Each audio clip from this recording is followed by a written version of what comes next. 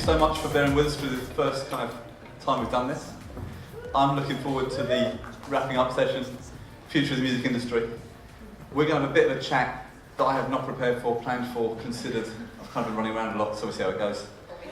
But we're not allowed to drink until Sammy swears. So there was a... but based on a recent swear count in a music ally interview, there was a few. There was a few. Anyone like to take a guess? Any advance on 2 swears? 23. Any advance on 23? Any guesses? Higher or lower? 23. 48. Everyone's going higher. Your reputation precedes you. They did take the time to make the word clusterfuck in bold on a headline, but I was referring to metadata, so it's justified. I think it's okay. So 16? Apparently, I wasn't counting. I didn't include the Q&A, I got the 7. But... Anyway, I won't swear. Okay, so we've got 3 experts in different areas. You've also got me to talk about the future of the music industry. Kath, do you want to take 2 minutes and introduce yourself? 2 is a very long time. Okay. 45 seconds. Sure. My name is Catherine Lukov. I run a music streaming startup based out of Cape Town. I am here to bring you a Southern Hemisphere perspective. And that's about it, really. This is my 3rd venture. What makes your streaming service special? We only focus on niche markets.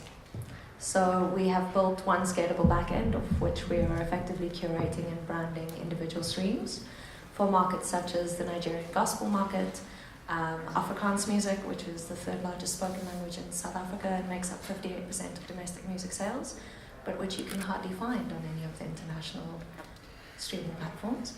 And we are looking at other markets such as Brazil and also Persian music market for outside of Iran, of course. So yeah, we've effectively built a back end. It's like WordPress for streaming services. Nice. Sammy, what's your name? Where are you from?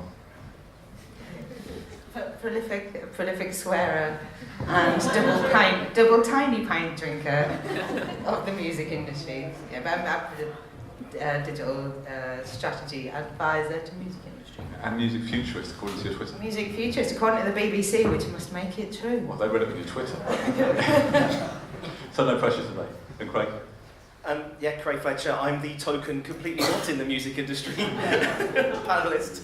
I'm from the games industry. We run big live events for the games industry and do a lot of work with the publishers and developers. So hopefully a bit of a wood from the trees approach.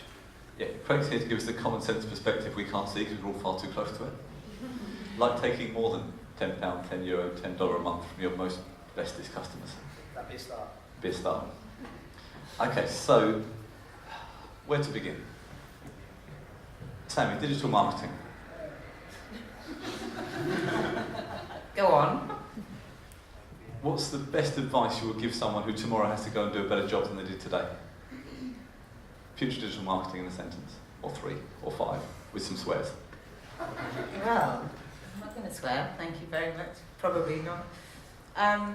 It depends what you're looking at, it depends what your objectives are, really. If there are different techniques for different campaigns, so if you want to establish a fan base, that's a very different way of going around things digitally than advertising to a current fan base, or in exactly what regard? Okay, so growing a fan base. So starting from very little, what's the best tip for getting kind of from playing to 5 of your mates to playing to a crowd of 50? Making sure that everywhere you're going, and I'm a big believer, I'm actually, along with everything else, I manage a new band. They've had some Radio 1 playing. What's their name? They're called Lock and they're fucking brilliant. Oh no! I was doing so well! But they genuinely are. If you go on my Twitter, you can click onto their profile. Olga Band, awesome. But I'm a big believer in a lot of artists come into the industry now and they just expect it on their plate, handed to them. A lot of that has been driven by our industry, creating that through X Factor and a lot of other things where they just go, oh, I can be famous overnight. I've got an Instagram and a Twitter profile, and you still have to put the hard work in.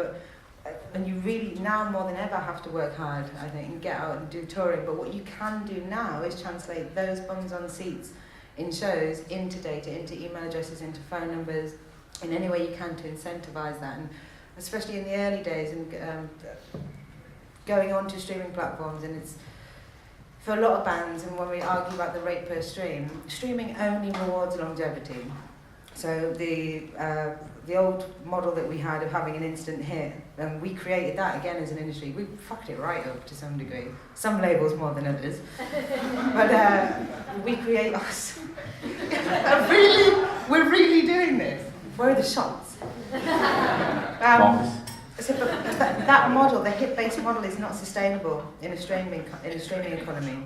But for new bands, it's really important that they can get profile, and streaming services do offer that. If you can get in, and playlists specifically, and there's a few large campaigns that have showed it's sort of like getting into several playlists all over the world, or getting into a few that are really large, and predominantly on Spotify, for instance. It's the Spotify editorial playlist that still perform really well. And I had the indie brand up, and we've done a lot of looking over what playlists are performing and what aren't performing. The majors are doing all right, but getting into a few of those early playlists and getting into them in several countries makes a real difference. And there's a new emergence now, and it's where I would suggest people put some time and effort into trying to work directly with the playlists that are right for you. If you're a new artist and you're aware of an independent playlist, or you want to pitch into somewhere like Spotify or Apple in the editorial, spending the time trying to find the people that will be able to break you, that will be able to help break you. And a couple of years ago, we've been having this conversation. We probably would have been sat talking about blogs and retargeting in a very similar way. Get on one fucking blog you can. Get in the... but it's a new route. It's a new route to discovery for fans, and also one that really makes sense. If those playlists have really engaged audiences, that the play counts there is significant. So if I were to summarise the future, then 2 points made already, because when we talk about the future, I've been told off that some of the panels have looked a bit backwards, not towards the future. Future 1 is longevity. Future 2 is, sorry, too much drinking because of fuck. Sorry. It's the first time I've come to a conference and had a drinking game. Right out of hand. We're trying to do something different. We should maybe do this to everyone. We'll see how it turns out. Future 1, longevity. Future 2, streaming breaking bands, approaching playlists the same way you would have approached a blog or you would approach a sync agent, going for those independent and playlists. making sense, if anyone who saw me speak yesterday, and then making sense of that data, and in exactly what I was talking about yesterday, all the data that's generated. Don't just as a band, especially a new band, and if you've got management, they should be helping you with this and doing it, but sat with agents and management and really making sense of the data that you're getting, so you can see what you're achieving, where you also need to achieve more. And if you need help on the data side, I've tried really hard not to self-promote, got a bollocking from my team. Does that count as a drink? Anyway. We also can help with that. Media Insight Consulting can do lots of stuff with data, just in case that wasn't clear from the fact we also run a music conference. Pretty good at it as well. On a good day. So I think, Craig, it was you that mentioned the gamers, and there have been a couple of points today. The first is the fact that you look at these gamers and people are literally, it's like Justin Bieber fans, but worse. I didn't think that was possible. They're worse. And these guys are literally putting in 6, 7, 8 hours a day, creating content, being the personality, not relying on the rest of the world to be that face for them. And I think that connection between them and their fans is something I think artists are losing. And going back to one of the Fast 15 sessions was talking about radio, and I loved his comment. I beg your pardon, I can't remember your name. There've been too many today. Johannes. Someone was chatting about radio, and his comment was just that, I'm going to swear now, the radio station doesn't give a fuck about the artist. They care about the fan and whether the fan wants to listen to the music. And then the last Fast 15 session guy was talking about the fact that you should go where your fans are, and I think that the connections last, and the future lies not in this machine that, as Felix very clearly put earlier, is like it's the artist is a marble, and there's this upside down triangle on top of it trying to balance, and that includes the ticketing companies and the promoters and the labels and and yet we just forget that what you're creating is content that fans want to listen to. So get back to that. So future 3 is community, building that relationship. Future 4, going where the fans are, not just throwing it against the wall and hoping it sticks. I mean, in gaming especially, and exploring new areas, like with Prodigy, Twitch famously switched off all of their audio because they didn't have the licenses, and as an experiment, I licensed a Prodigy track to Twitch that they were able to use, and we instantly saw the sales go up. And I must say, they're trying to put a model in place now to make that work.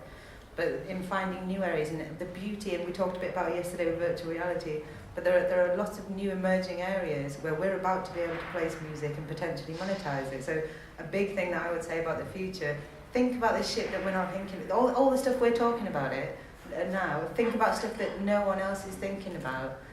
Oh, I know I swore, but I'm making a bloody good point. It was a bloody good point, so I didn't drink my fucking drink. But it's the emerging and the development of tech, and we're going at such a fast, rapid pace now. A lot of what our industry don't do, we look internally all the time, and I think as an industry we miss a lot of brilliant things that are happening externally.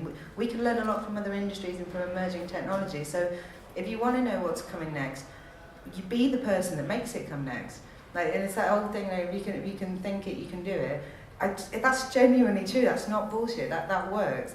But look to other industries, look at what's coming, and find new ways to monetize music. So Craig, how big's VR going to be, realistically? Well, just to quickly touch base on that one, I use the line disrupt or be disrupted to talk in general about tech.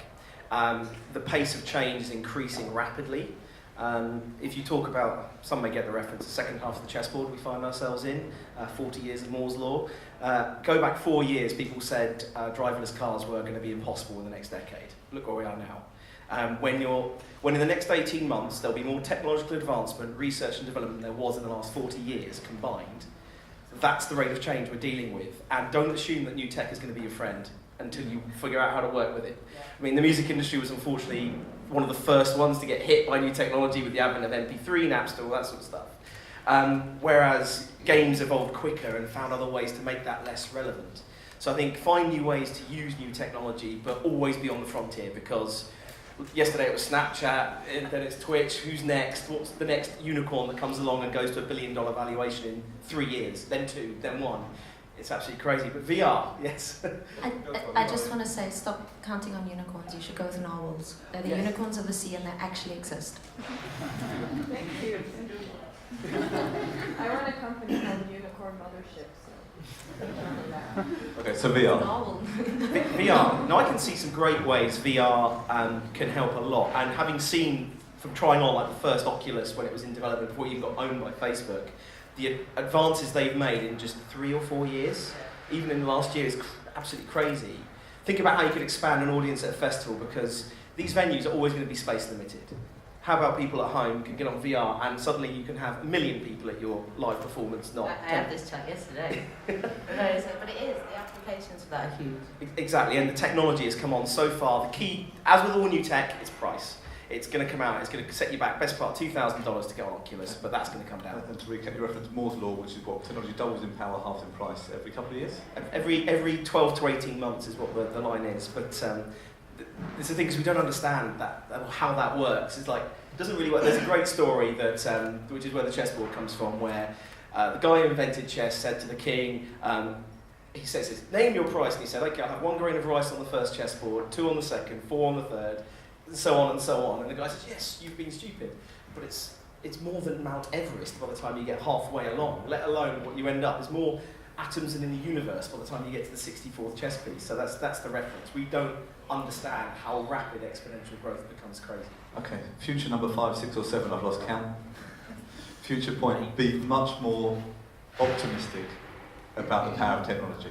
It's something we're naturally slow to adopt. I'm a cynic. The Benji blockchain chat was fascinating for me because I wasn't convinced, I'm still not necessarily convinced. But for me, the future has to be more optimistic about what tech can do for us.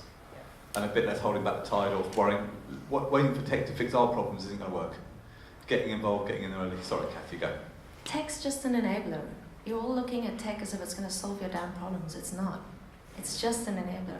We're about to develop a stream for Nigeria. We're still going to develop for BlackBerry because it's still the largest OS. And you know what? There are 85 million Christians in Nigeria that no one here has considered.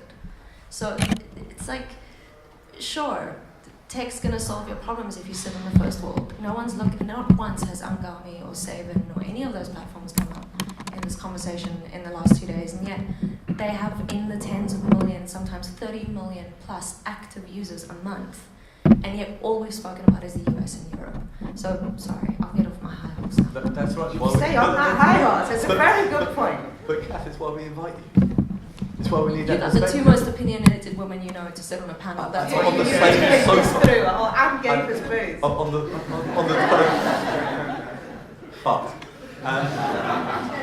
but no, genuinely, it's why I'm so glad we've got such a diverse group, because 4 times you were sat there and you just put your hand up for agenda word Africa, and we've forgotten about millions and millions. Yeah, and even in places that are established, but the emerging markets, there is majority of the world at the moment is not monetized for streaming, and we all forget that. And I think Will mentioned it earlier when he was talking about Spotify and saying, we assume when we look at that pie that they're creating that must refer to the world. It doesn't. All this is such a new, provisioning new technology, and yes, it's been around for a little while, but until we have mass adoption and take into account the global things, we haven't got a clue what that picture looks like just yet. So again, I think I said it yesterday, but I think we need to nurture that to see what it is. And territory-specific services and territory-specific marketing are really important. Even if we don't look at Russia, Prodigy and Marilyn Manson that I work with were fucking huge in Russia. But Facebook didn't exist there. You've got to look at what you're doing in that market to be able to know, and look at the relevant services to be able to know what you need to do in that market. I think there's a key point in what you're saying there, is that in the West we all too often look through the same lens and expect Tokyo, China to think like we do, and they don't. They definitely don't. And there's very much, because we've got natural confirmation bias, we'll see what we want to see out of the set of data and not realise that actually something very different is going on there. So actively fighting our tendency to do that is an important thing for the future. I just think there's also this. I'm 7th generation South African. My favourite question is, oh, how long have you been there for? 7 generations. And the thing that I miss when I come to European or American countries is I don't think that people necessarily have the same connection with music at a cultural level. And I say this because, oh, I love you. Is this a bit of a running joke? Are you expecting us to fall off this stage? We'll finish this point. We got bets placed in the audience here now. Where are the shots? Thank you, Felix. Sorry, you were making a very, very good point. I just lost my point. No, so music and culture being really intrinsically linked, and in communities such as Nigeria, we were talking about this last night, there are 580 recorded languages in Nigeria, right? That excludes the dialects. You can move from one city to the next and not understand someone. And the music and the culture there are completely like the one informs the other. And it doesn't mean people only listen to one subset of music, but what we're forgetting is I look back at my dad and how absolutely enamored he was with the Beatles and with Paul McCartney, and just for them it was part of who they were. It was their identity, and sometimes I think that we lose that humans, in the way they interact with music, it's about the identity that what they derive from that, and there's a little of that that's missing for me. And I think the future is back to your local baker, your local fishery dude, whose name I can't remember, fishmonger, etc. And getting back to we're part of these global communities, but we have pockets, and what do you belong to, and where do you derive your identity and your culture from? The niche. Move on to wine now. I hate that they're just taking pictures and it looks like this is all fine. With you lot as my witness, I will not drink this entire tray, please. I'm looking at you. But the niche thing also is important. I think in the service that you're developing, we're seeing some incredibly strong communities emerge. And when we look at some of the streaming services, yes, some of them are just there and they've got every track that we've ever released to some degree, but they might not be curated properly. And we have so many different versions of listeners within streaming. Your casual listeners, people that will deep dive, people that will go to streaming as a secondary thing after they bought the vinyl and the CDs. But there's a lot to be said for some of the niche services that actually take the time to curate properly. And even so, metal is one of the biggest performing genres on streaming services. There's an incredibly loyal fan base, and they listen to the same bands for years and years and years. Oi.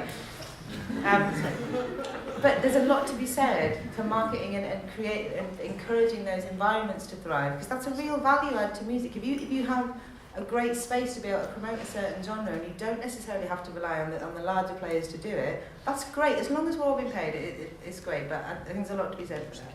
So I still have to prove this, but our proof of concept is around Afrikaans music. I mentioned this earlier, and We've done deals with Sony, Universal, Orchard, Gallo. Never do deals with labels. You age 50 years at least. But we get to surface back catalogue for them that they never would have any other revenue stream for. Stuff that's 20, 30 years old, but the market we're looking at is fairly nostalgic. So they're so excited that they get to find the content from when they were 15. And so these artists suddenly have an opportunity to compete with their peers as opposed to trying to beat around the bush to try and get market share from Adele or from anyone else. And these artists can actually start earning revenue from that because it might be a slightly smaller pie, but they're competing apples with apples, not apples with diamonds. That should also be a point though, just touching on Adele. Can we all stop comparing everything to that Adele record? It has that specific thing. I've had so many arguments with people in the industry lately. So many people are pegging against those metrics. You just can't, no, you can't do it. And it's almost a farce that we'd even try to. So when we look at the industry, and these figures will be skewed by the amount of sales that she generated, absolutely. But as an industry, let's agree going forward to stop comparing everything to that. It's an important point there. I don't know if people know what I mean by Black Swan, but it's a very improbable event that everyone seeks to replicate. Minecraft was a game that was an improbable event, and everyone tried to replicate it. It doesn't work. You can't replicate it. And that's the thing in gaming, right? That people buy these companies with one successful game, and the next 19 are not so strong. Angry Birds, I think, was the 52nd game Rovio made, to give you an idea. Discovery, I wanted to touch on a discovery point that you guys are mentioning there, because discovery is a huge issue in the games industry as well as it is in music, is when you've got 2,000 apps a day released on the App Store, how on earth do you find anything? 3,000 games will be released on Steam this year. I mean, that's a smaller number. Then in Spotify, how many million tracks? How on earth do you navigate that, even on a PC screen, let alone through a mobile device? So you get a lot of, like the Adele thing, you get trends where it becomes self-fulfilling. Where I'm going is you get in tech, you get winner-take-all effects, which means that the lion's share of the revenue goes to the top 20 apps on the App Store. And how do we disrupt that moving forward? Because it's just going to get more and more skewed. Once you're in that top 20 on the App Store, you aren't leaving it, because the fact you're there is why you're going to stay there. I think that's whoever comes up with good ways around discovery and to help expand it will do well. And also on that note, while we're talking about the future, something that we really do need to do and look at it on a case-by-case basis. If startups and people are coming to us going, we've got this idea of a way that we can help the industry. Now, I can't explain to you what a total fuck on it is trying to get anything licensed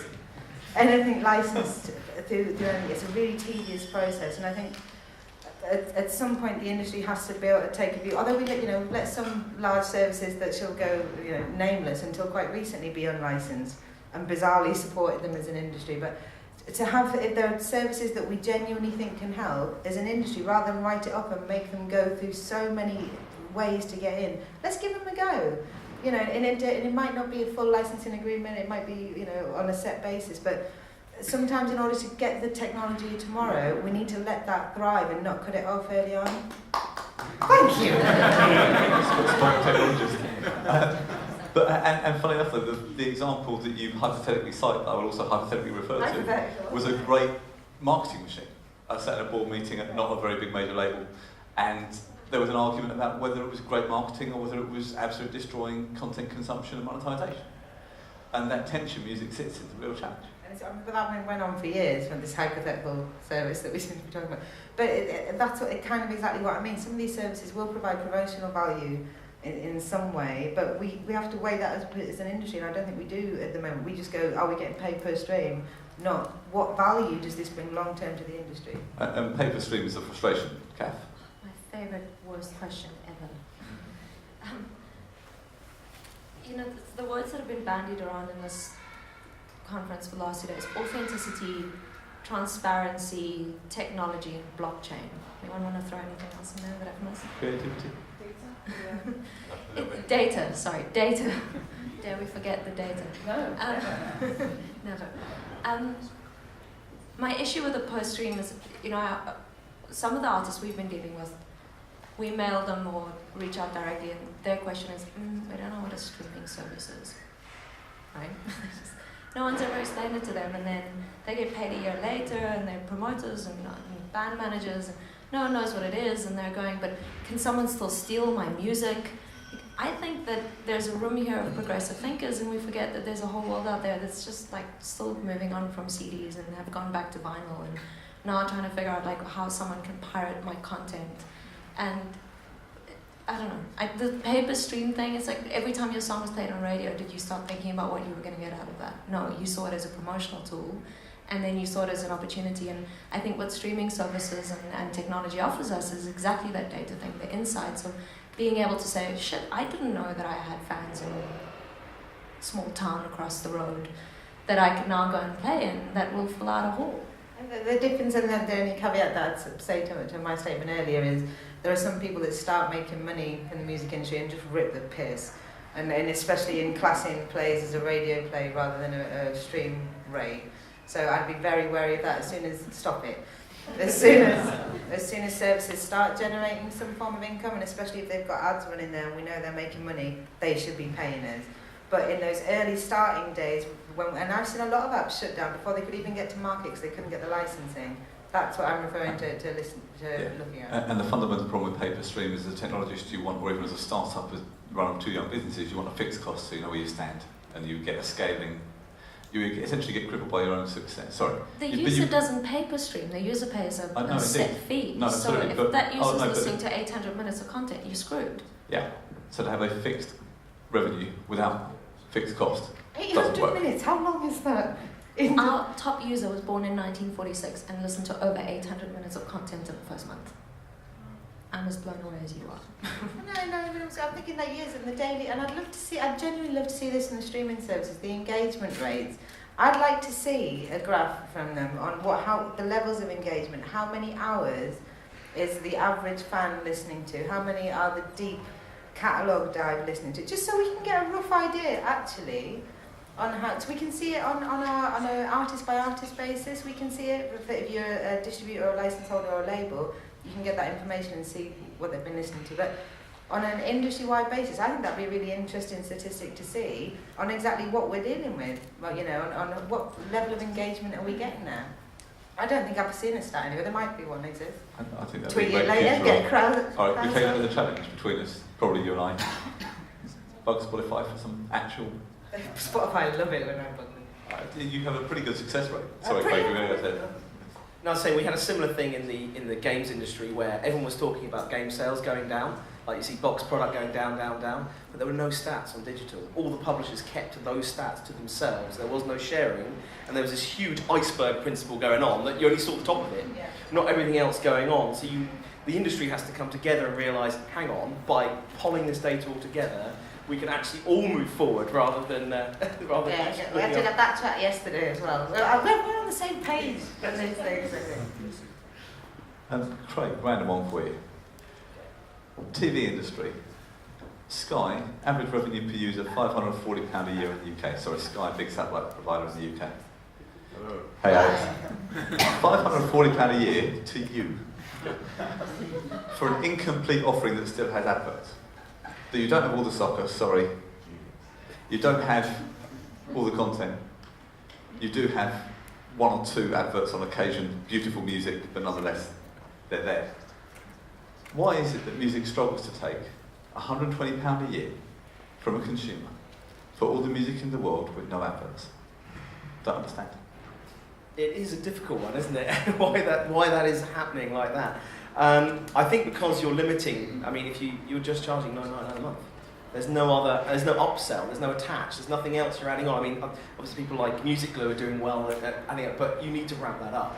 I mean, why can't I buy other stuff within Spotify to upgrade my subscription or add additional items, digital content? I'll get that then. They do offer, you can integrate with merch and to some degree some ticketing, but on a certain... But I'm talking digital stuff that costs zero to deliver to the consumer, like in-game items, and you can sell 1 million of it. And the thing is, even if you just charge one user £1 for something else, whether it's a star that says I'm a Foo Fighters fan or whatever it is, if 1 million people do that, it's nothing to the end user, but it's very much something to the aggregator. And the thing gaming have done incredibly well is sell you something that costs nothing for more than nothing. Digital clothes on Minecraft. I want one. Capes on Minecraft, seriously. 500 people did not come to Minecon. They bought a ticket, didn't come. They just bought the capes. £129 a ticket. I have no idea what's going on right now, but and capes? Where are we going with this? Well, let's do tired. Alright, so there's one other question, one that I want audience questions. To try and prep you guys for questions, if you can ask them really narrow, do you think this or that is the future, or how do you see this in the future? And try and make it really precise for us, that will help us to give a good answer. In terms of the question I was about to ask, it's escaped my head while I was scolding the audience for not even asking a question yet. No, there it is. So future of streaming. TV channels work in a certain way. That I pay for a subscription to Sky. I pay for movies. Sorry, I'm a big fan. I really am. Pay for movies. I pay for sport. I still watch the adverts, but I can top up my bundle. Do we see streaming services going that way? We need that to come. It's been bandied around so much, and I am a massive streaming advocate. I genuinely am, as long as the artists have been paid and the deals are there. But I do think we fucked ourselves over in giving everything away for free so early on. And I think I said this yesterday, but as an industry, we really did put our head in the sand there. And we almost made it so that the consumers, and I do hate calling that fans, presumed that it was free. They just brought up in a culture. There's a whole generation of people who do not have a concept of paying for stuff, and we're partly responsible for that culture. But in windowing, I think we give up too much away from that. I think there's a lot to be said for maybe looking at models where we don't put an entire album up or hold something back, but not on an exclusive basis. The idea of trying to push people to different services, I think, is an awful. Sorry, go. Chris is angling at me. So I'm gonna say a whole lot of stuff in a short space of time. Keep up. 5% of catalogs are frequented. People do not listen to 33 minute tracks. I listen to Spotify and I listen to the music I love repeatedly. I go back over and over and over again. I know everyone here put their hand up for Discover Weekly earlier. Unfortunately, it hasn't worked that well for me. But I listen to broadly that I think they just can't quite figure me out. So the thing here is that what I think streaming, so it's so interesting watching everyone talk about data, because we've been talking about it for about 2-3 years back home. And there's this sweet spot where brands and users and artists come together, right? So you see this, I'm going to use Nigeria as an example once more. Big telcos, I'm talking here MTN, that are the biggest telecoms company in Africa, 70 million plus registered users in that country. I mean, that's a lot of people where I come from. And they effectively say, let's sponsor an Ice Prince or any of the artists. That artist stands on stage and plays a gig. Every single user in that audience has just heard about MTN and will most likely switch. It is an operator, a handset-led market, not an operator-led market, so they have to go after the content, because for them it's about data. But imagine you can take that influencer marketing and give the artists more money in their pocket. Because the reality is none of us would exist, streaming services, record labels, etc., if there wasn't enough content, and the artists aren't getting enough out at the end of the day. So bringing the artists and the users together, because the users believe in those artists, and bringing the brands into that fold, you can do, we've all spoken about it, ticketing, mobile vouchering, the ability to bring online and offline together. So great, you like this artist, they are a proponent of X brand, but there's an authenticity in that because the conversation's real. And we can bring that stack together in one space, and somehow we seem to have ticketing companies and streaming companies and marketing companies. And it's not all being folded into one, and I think that's the missing gap. Sold. Any questions from the audience? Roxanne? Mike. Middlemen and women between artists and fans that do one thing, so managers, record labels, are they a dying breed? Agree or disagree? Ooh. We've got a disagree from Sammy. Disagree. So in Cape Town, the Graduate School of Business does an entire master's course. Well, one of the modules is business acumen for artists, which I've had the pleasure of mentoring on. And it's interesting because we expect all artists to have business acumen. They're creative people. And so it's in the same way that I don't expect my lead iOS developer to be able to work out a business strategy. The man's a coder. Let him code. He's good at it. Exceptional, actually. The point is that you can't be all things to everyone, and I think that some artists have the ability to do both. They can be business people and savvy, and they can sit in a boardroom and sell their brand and sell their vision, and then go out and stand on stage and have girls throw bras at them, which was awesome. But I think those guys in between, as long as they are seeing the wood for the trees and they can see the opportunities for what they are in the future, I don't think they'll die out. Cool. We're going to move on to the next question if we may. Crack on. Where's the rest of my beer? This one's for Craig. Okay, you come from an industry that has significantly lower piracy, much higher revenues than ours. Now. No, now, yeah, but basically all digital goods, digital available goods are in your industry. How do you think blockchain could play a role in the future of the music industry, or do you think there's a better option, such as just fixing the shit that we have going on right now? So, to summarise, is blockchain the future of the music industry, and you were bloody lucky with piracy here? Well, we weren't that lucky with piracy. We got hit hard in the earlier days, where before the advent of DRM and things like that. But I think people have moved on, and the advent of things like Steam has made a difference. I mean, actually, blockchain, I've not heard that term in our industry before. If someone could explain that one, that'd be useful. It took about 4 hours. we'll get a beer later. Over the bar. Keep drinking this. A new form, potentially, what was presented yesterday was a new codec to wrap, and would be a new format, so a blockchain codec, which would... So just an answer to MP3. But do you know, and Benji said this yesterday, it's a new version of DRM, that thing that saved your industry that we fucked right off. It's that. But it contained within that smart contracts and making sure that we can have instant transactions so people get paid. That's what we put in a public ledger. That's a summary there. Nailed it! Thank you very much! You could have said a new codec with DRM, that'd be fine. Sorry. I'll remember that in future. Okay, and so the answer, could it help? Yeah, absolutely yes and no. It's double-edged. Good answer. Yes and no. Clear and concise. And the reason for it is DRM was not the saviour of the games industry. Free-to-play has made a massive difference to the games industry, where you can download the game for absolute free, play it for as long as you like as free, but if you want to do this thing, if you want to do it quicker, pay this. If you want to add this item, pay this. Or get access to Wait 20 extra minutes tracks. before you can go to a new level. Exactly. So No, give but some... looking at that, and just what we're talking about there, looking at that as a comparison to what I'm talking about in window and releases on stuff. If we lock a certain amount of tracks to something and you have to pay or have access to be able to get the whole thing, there is an argument to try that. And I'm not saying it's going to work, 'cause I don't know. But looking at exactly the model that we're talking about here, and looking at the thriving gaming industry, it probably is worth a look though. But the biggest difference for me is it is an over and over and over again decision that I'm impatient. So I'm impatient, so I spend some money. I'm impatient, so I spend some money. How many people yesterday But said it I'll about the come for a point, go on. Go on, crack on. That we make a one-off decision to spend £10 rather than nothing. There's nothing else in between. That it's about having that constant opportunity to purchase extra, to upsell. And we're not creating those opportunities, so we're not seeing that value. Sorry, you were going to say? No, absolutely right. And even in the pricing models, I don't think we've got them necessarily right yet. It's very much, you have to look at this current economy as a testing phase for us to some degree. But there's a lot to be said for that, and paying a little bit more if you want to access something. Like, we can see it working. And what I said earlier about looking to other industries, let's have a look. And look, and then maybe you test. Try a few And then things. try it, yeah, why not? Shake it up a little bit. Fail fast is how the tech industry works. Fail fast, reinvent, MVP, minimum viable product. Just try something, see if it works. Try something else. We're going to try a new question. Sherry. This actually leads perfectly into my question, which was, I guess, reference what, Sammy, you mentioned about looking at other industries. Aside from video gaming and aside from like blockchain and Bitcoin, do you see any other industries that maybe could provide inspiration for music? All of them.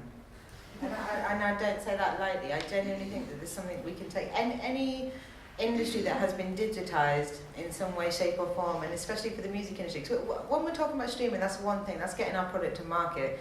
But actually marketing that is a whole different thing. And I see, even in retargeting, labels were so slow to get on proper good retargeting technology with advertising. But if I go and look at something on eBay, it'll chase me around the fucking internet for a week. Even after you bought it. Yes, there's an argument for wastage on that stuff. But with purchase conversion, there's a lot of technologies that have nothing to do with games or film or anything immediately within entertainment that we should be looking at. And do you know what? A lot of the industries that we're talking about earn a lot more than we do. We're like a tiny drop in the water to some degree. but they have the budgets to be able to test these things. So let's let them test it and then, you know, have a look. But in answer to your question, all industries that have been digitized in some way, we should at least have a look at and see if there's anything that they're using that is applicable to our industry, I think. Good shout. Next Music question. for people in comas. What? Medical industry, music for people in comas. You say that. There was a reference to sing earlier. Go on, is there another question in the audience? Yeah. This is going back to one of the previous answers just a few things ago. But what you're saying, Sammy, like for example, that maybe we should stream one of the tracks, but some of the other ones should only be available as an exclusive thing that you have to pay extra for. Maybe it should be something more creative, like for example, you only get the full production of the track with the full drum kit if you pay extra. You know what I mean? Like it could be something very, very creative from the artist themselves, like in games when you can get an extra little background for your temple run or whatever. And that would be awesome, wouldn't it? In traditional formats, if we look at anyone that's put a record out here will know that the iTunes bonus track or certain content that you have to lock somewhere, and that's an additional thing that we just all have to do. No one's particularly keen on it. So, but I think the content that people would actually like is a different thing, and I don't think we've necessarily nailed what that content would be. But I think giving away a whole album, if I could go on YouTube now and listen to an entire album and not have to sign up to anything to do that, that's our industry allowing that to happen. And I'd like to see us at least trial it. Even fuck it, if you held 2 songs back. But skip over. I still have so many drinks to go.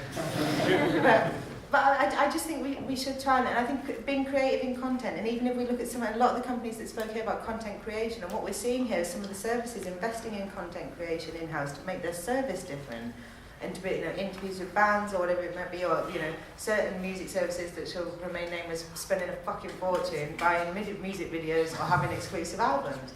I'm definitely getting pissed now and talking out of turn, but that's the sort of thing we're looking at. But just knowing what content it could be, we need to trial it. And as an industry, we need to trial it on several different. But you can't just trial it on big artists because that does not show the state of the market. We need to trial it on small, brand new emerging artists. But people that are doing okay and maybe make a living out of tour, and big artists. In order for us to get a full look at this industry, we can't, again, the Adele argument, you can't just keep pointing to Adele and hoping that everything works okay. Agreed. Henry, what you got? I was just going to say, one thing that really excites me about streaming is the idea that songs no longer have the same value. And whereas beforehand, if I bought a song and listened to it 5 times, or bought a song and listened to it 3 times a week for the rest of my life, I'd pay 99p. Now under pay per stream, that's not the case. What I wanted to ask was, in an industry that traditionally has always been focused on finding, signing and releasing the next big thing, now that longevity is key, do you think we're going to see labels and A&R men changing their whole approach in terms of how we A&R artists and how we market them? Well, Kath, do you want to go first?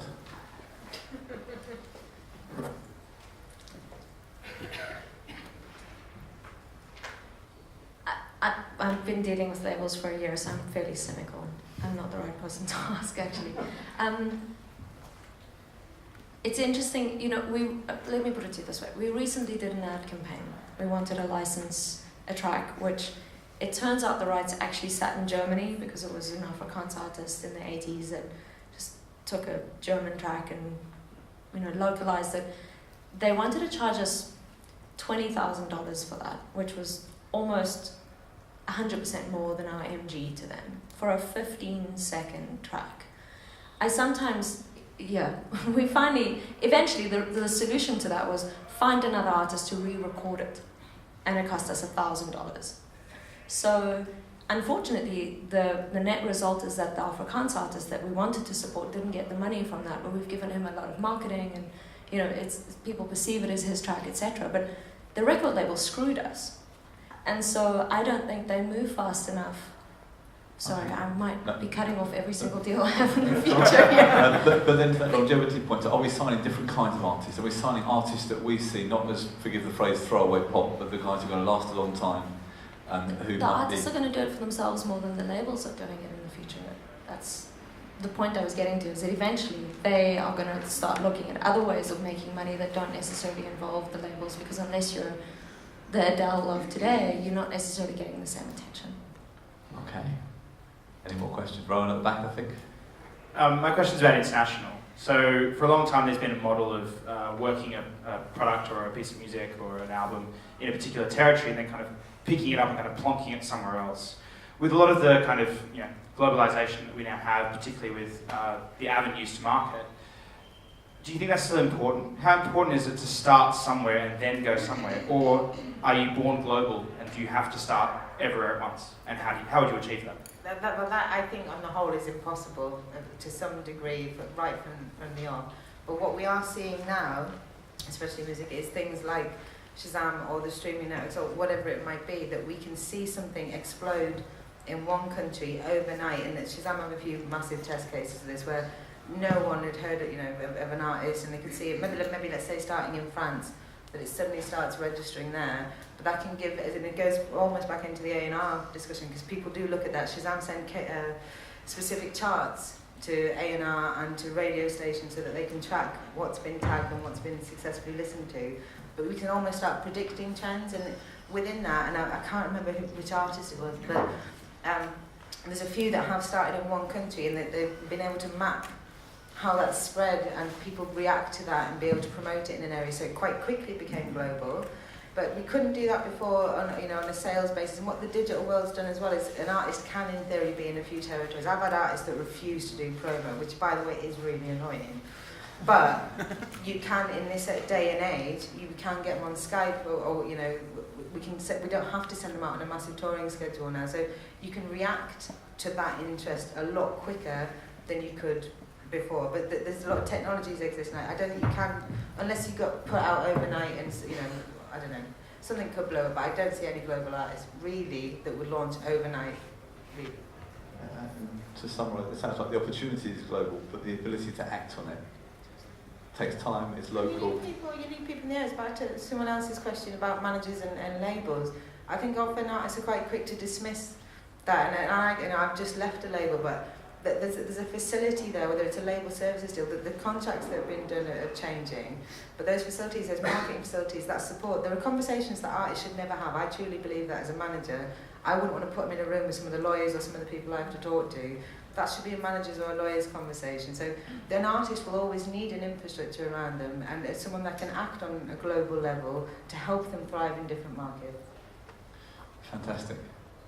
So, after 19 swears and a few too many beers, can we remember, as I try and wrap up, key things to the future. We've got longevity, we've got transparency, we've got failing fast and moving forward, we've got discovery as a driver of behaviour, and we've got data become really self-interested.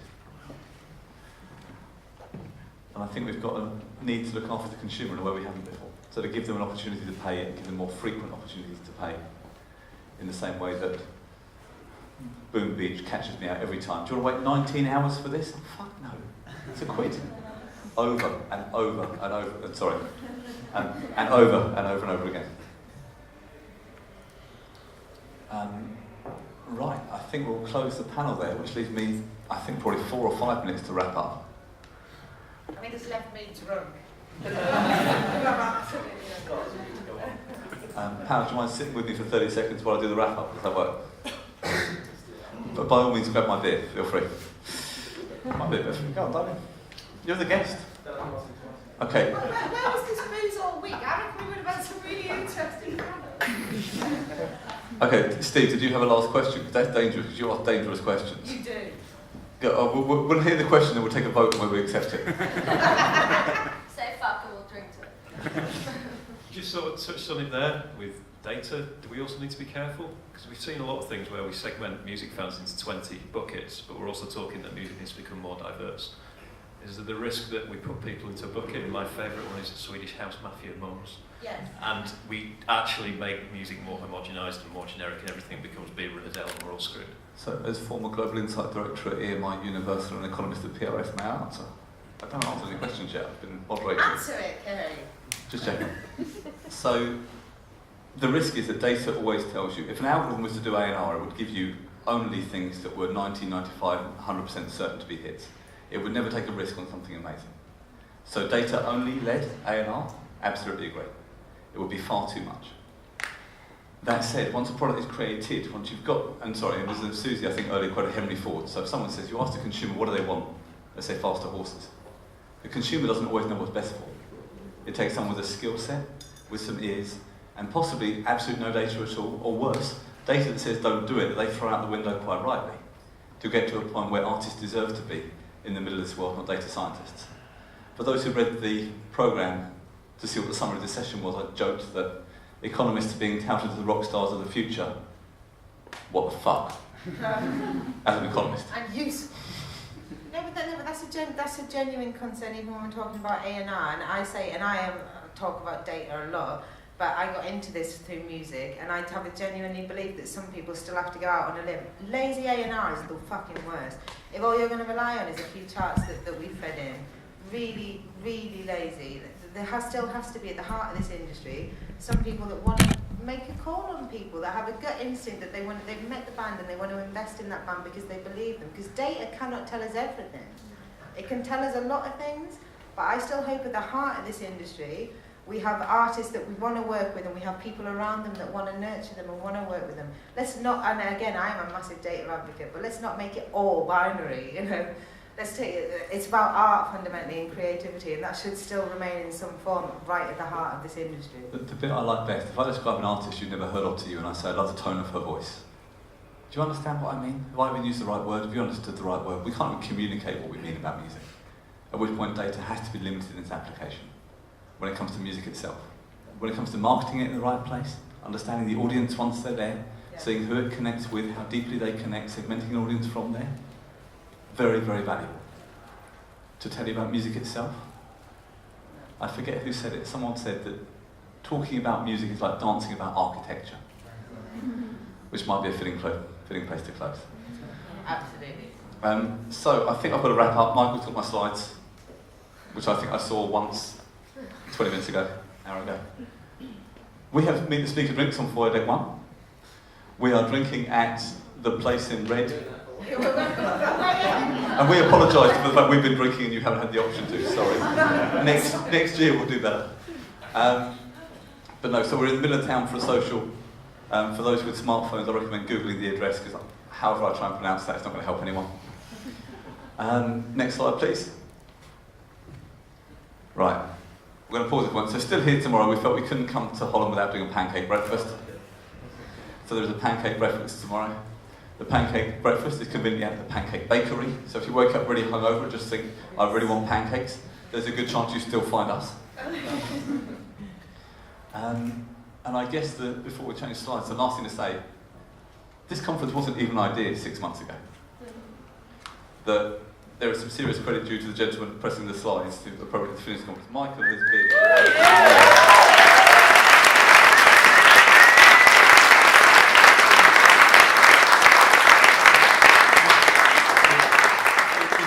days of this 3.5 months ago, I said to him, what's possible? And he said, well, normally it would take us a team of 5, 6 to 9 months. 3 months and 1.5 month? Nailed it. At least I think so. We'll ask for feedback later. I'm from... Okay. You're going to embarrass me because that could be awkward. Let's all embarrass you. Don't do that. Chris Carey, ladies and gentlemen!